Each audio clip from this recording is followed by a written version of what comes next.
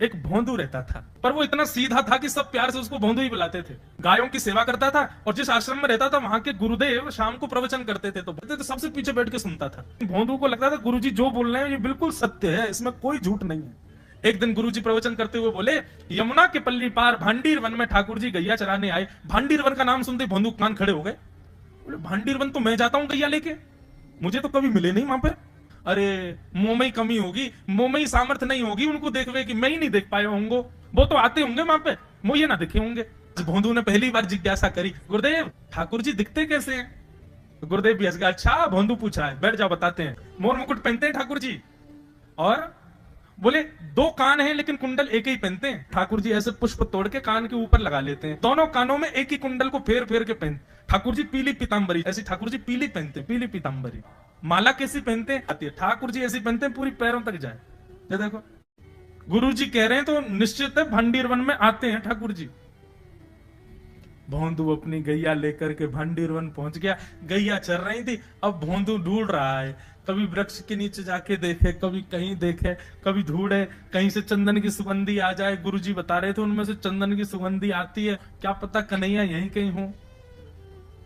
इतने भाव से, इतने प्रेम से और इतने भोलेपन से ढूंढने लगा ठाकुर जी को, और ठाकुर जी नहीं मिलते ना तो अपने आप को ही कोसता, मुंह में योग्यता ना होगी यही मारे ना मिल रहे, ठाकुर जी तो यही है। गुरु जी की बात गलत नहीं है, ठाकुर जी तो यही है। उसके उस सहज भाव पर, उसके उस सरल भोंदूपने पर ठाकुर जी रीझ गए। और इतने में ही भोंदू हताश निराश उदास बैठा था, खुद को कोस रहा था, मुंह में योग्यता ना है, मुंह ठाकुर जी मिलना ही रहे। इतने में ही देखा सामने से असंख्य गायों का झुंड आ रहा है, और भोंदू ने जैसे उन गायों को देखा, ऐसी गाय कभी देखी नहीं, अलग गाय, सींग चमक रहे हैं, सींगों के ऊपर के भाग में सोने चांदी मड़े हुए हैं, ऐसी ऐसी सुंदर सुंदर तंदुरुस्त गैया। तभी देख रहा है भोंदू, पीतांबरी पहनी है, गले में वैजंती माला धारण की है, सिर पर पाग पहनी है, एक कान में कुंडल है, मंद मंद मुस्कुरा करके दतुइयां दिखा रहे हैं, कटाक्ष नेत्रों से कभी इधर देख रहे हैं कभी उधर देख रहे हैं, अपनी वेणु को कमर में कस करके गैयाओं के गले में गलवैया डाल करके श्याम सुंदर भोंदू की तरफ चलते भय आ रहे हैं। ये दृश्य देख करके हाथ पांव कांपने लगे भोंदू के। उसको लगा मेरे पास तो आएंगे ही नहीं है, वहीं से मुड़ जाएंगे, अब मैं उनके पास जाके उनको असहज नहीं करूंगा, यहीं से देख लूं, यहीं से प्रणाम कर लूं। लेकिन जैसे जैसे प्रणाम करके ऊपर देखता, ठाकुर जी और पास आ रहे हैं, और पास आ रहे हैं, और पास आ रहे हैं। जैसे ही ठाकुर जी आकर के बैठे, भोंदू के पास शब्द नहीं है, हाथ पैर कंपित हो रहे हैं, उसको सूझ ही नहीं रहा करूं क्या मैं, इनके लिए क्या बिछाऊं, कहां बैठाऊं। ठाकुर जी ने अपने आप ही भोंदू के गले में हाथ डाली, अरे तेरा नाम कहा है? जैसे ही ठाकुर जी ने नाम पूछा, भोंदू अपना ही नाम भूल गया, बोले मुझे याद ही नहीं मेरा नाम क्या है, पर प्रेम से सब लोग मुझे भोंदू बुलाते हैं। अब तो भोंदू नाम सुनते ही ठाकुर जी ताली दे दे के हंसने लगे, तेरा नाम भोंदू है? बोले हाँ मेरा नाम भोंदू है। और ठाकुर जी आपको अच्छा लगा? बोले हाँ बहुत अच्छा लगा। आपको नाम कहा है? ठाकुर जी बोले तुम ना जाने? बोले जानू तो ना हूं, लेकिन गुरु जी ने जैसा रूप बताया वैसा ही है आपको, तो आप कहीं नंद नंदन तो नहीं हो? ठाकुर जी बोले हाँ मैं नंद नंदन नहीं हूं, यशोदा जी को लाला, नंद जी को लाला। भोंदू बोलो जय हो भगवान, आज आपके दर्शन है गए। गुरु जी और सब बालकन को तो आप शायद रोज ही मिलते होंगे, लेकिन मैं ही अभागा मुंह को आप आज ही मिले हो। ठाकुर जी बोले अब चल बात मत बनावे, जल्दी कछु खवा, मुंह को भूख लग रही है। भोंदू एक कपड़े में रोटी बांध के उसमें मिर्च और गुड़ रख करके लेके गया।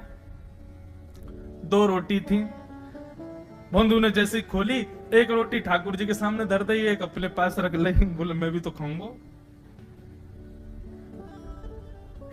ठाकुर जी ने बढ़िया रोटी ऐसे घुमाई और प्रेम से गुड़ खामे और रोटी पान लगे प्रेम से, और ठाकुर जी तो चप चप करके नेक देर में पा गए। भोंदू तो भूल ही गयो मुंह खानो भी, वो ठाकुर जी को ही देख रहा है। ठाकुर जी बोले और जोर की भूख लगी, ला अपनी रोटी दे दे। भोंदू बोलो मुंह को भी भूख लगी है। बोले अच्छा चल आधी आधी खा ले, या मैं आधी तू खा ले आधी मैं खा लूं, दोनों खा लिए। कल तो नेक्स्ट ज्यादा सी रोटी ले आइयो, भूख ज्यादा लगे, और सुन यही समय आइयो, मिलूंगा कल भी तोते। ठाकुर जी अपने मार्ग पर चले गए। भोंदू इतना प्रसन्न है, बोले आज मुझको ठाकुर जी मिल गए। गुरुदेव के प्रवचन का समय होगा, भोंदू पीछे जाके बैठ गया, अपने गुरुदेव को प्रणाम करे, इनकी कृपा से ठाकुर जी मिले। उसने किसी को नहीं बताया, उसको लगा सबको ही मिलते हैं भगवान, मुझे ही मिले बहुत दिन बाद।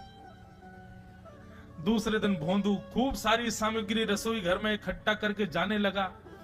किसी ने जाके गुरुदेव से कह दिया कि भोंदू बहुत सारी सामग्री ले जा रहा है।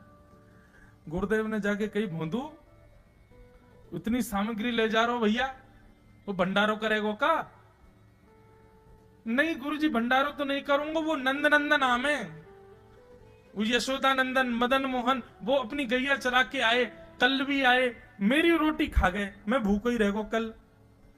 या हमारे ज्यादा सी ले जा रहा हूं, बेचारे बहुत भूखे आए कल, कि उनको पेट भर जाएगा, मैं भी पा लूंगा। या हमारे गुरुजी आज ज्यादा सामग्री ले जा रहा हूं। गुरुदेव ने मन में सोचा, ये बात कोई और कहे तो अविश्वास किया जा सकता है, लेकिन भोंदू झूठ नहीं बोलता।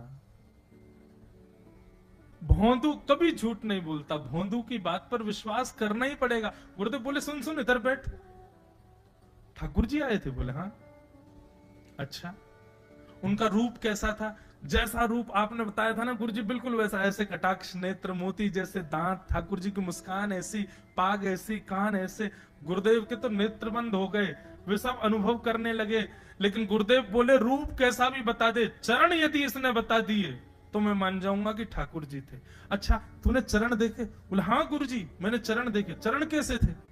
ठाकुर जी के चरण जब वो चल करके आगे बढ़ते हैं ना तो चिन्ह बन जाते हैं। कहीं ध्वजा बनी थी, कहीं शंख बना था, कहीं कुछ बना था। और उनके जो नखून है ना, उनमें से ऐसा लगता है मानो जैसे कोमल का पराग हो, कमल का पराग हो। और चरणों का रंग कैसा, जैसे मानो जैसे गुरुदेव कमल होता है ना, कमल की आकृति, ऐसे ठाकुर जी के चरण।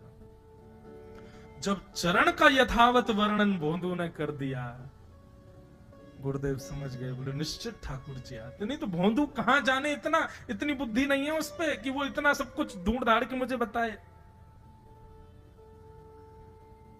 भोंदू एक काम करेगा? बोले हाँ। ठाकुर जी आएंगे तो तेरे सखा बन गए? बोले हाँ। तो उनको लेकर के आश्रम आ जा, यहां पे आ जा। भोंदू बोला कि इतने योग्य बालक हैं, लेकिन ठाकुर जी ने किसी से नहीं कही, मुझसे कही है। अगर मैंने ये काम नहीं किया तो मेरा जीवन व्यर्थ है। भोंदू को लगा ठाकुर जी सबसे ही मिलते हैं, गुरु जी किसी से भी कह के बुलवा लेते, मुझको काम दिया। भोंदू ने तो उसको अपने हृदय में ले लिया, अब ये काम मुझे करना है। बोले गुरु जी मैं वचन दे के जा रहा हूं, ठाकुर जी को मैं लेके आऊंगा। जा बेटा।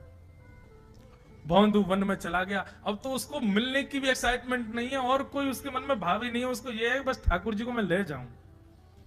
जाकर के बैठा, ठाकुर जी अपनी गैया चराते भय, बढ़िया सुंदर एक डंडा पर हाथ टांगे भय ठाकुर जी आए। रूप देख करके फिर से भावुक हो गया भोंदू।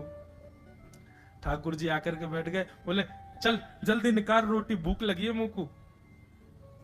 भोंदू सजाता जा रहा है थाली, ठाकुर जी को देता जा रहा है। बोले जय जय, एक प्रार्थना करूं? बोले करो। आप मेरे संग मेरे सखाओ ना? बोले हाँ तेरो सखाऊं। तो मेरी बात मानोगे? बोले कहा, आप मेरे संग आश्रम चलो गुरु जी के पास।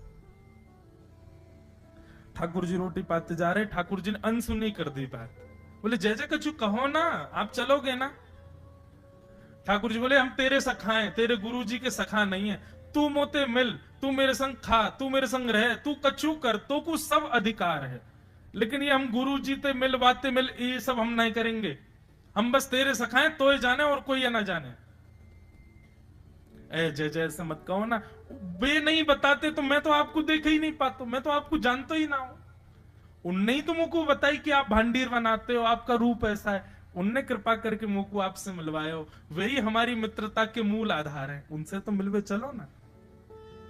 ठाकुर जी बोले देख ज्यादा जिद मत करे, हमने तो उसे एक बार कह दी हम नहीं जाएंगे, नहीं जाएंगे, नहीं जाएंगे।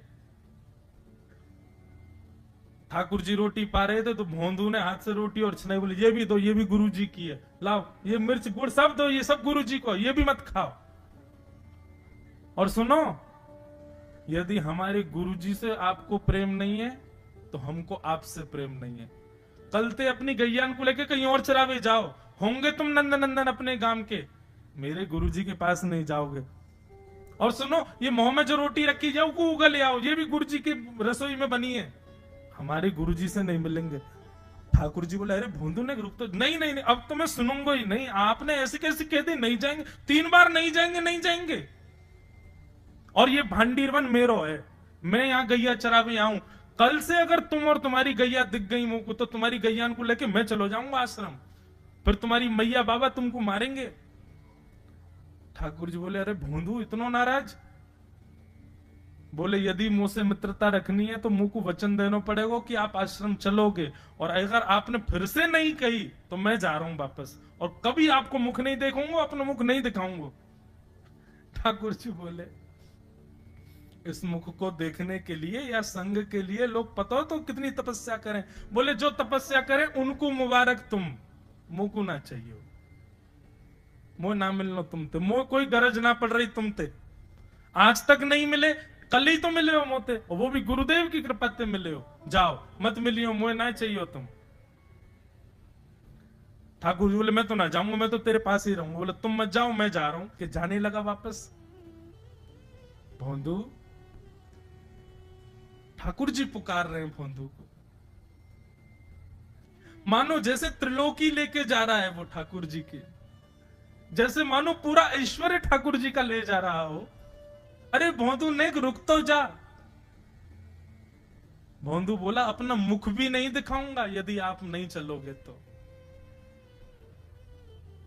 भोंदू थोड़ी दूर गया, ठाकुर जी को लगी वापस आ जाएगा, थोड़ी और दूर गया, लगा अब आ जाएगा, लेकिन जब भोंदू दिखना बंद हो गया, हमारे ठाकुर जी विचलित हो गए, दौड़े भोंदू की तरफ। ठाकुर जी दौड़ करके गए और जाकर के भोंदू के पित्ती पे चढ़ गए। बोले, ले चल अपने गुरुदेव के पास, चलूंगा तू जहां कहेगो, लेकिन तो दूर नहीं जान दूंगा। और भोंदू ठाकुर जी को ऐसे ऊपर चढ़ा करके लेकर के आश्रम जा रहा है।